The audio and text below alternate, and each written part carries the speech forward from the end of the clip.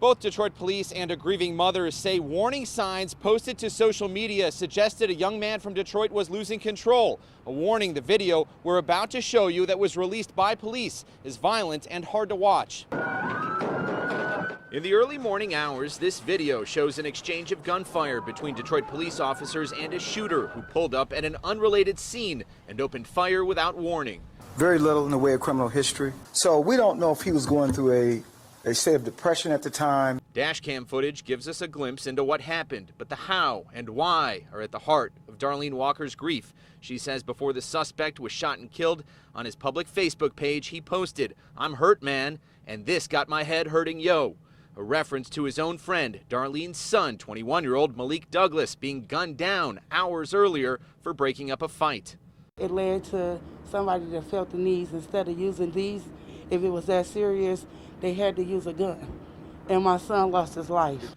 Darlene says their family also lost a 6-month-old child, and the trauma became too much to take. We could have got to this together.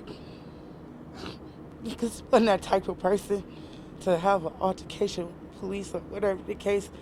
His mind wasn't there. Chief James Craig says the shooter targeted officers by driving through a crime scene of 5 people who were shot and a deadly crash last night at Ward and McNichols, but the victims there survived.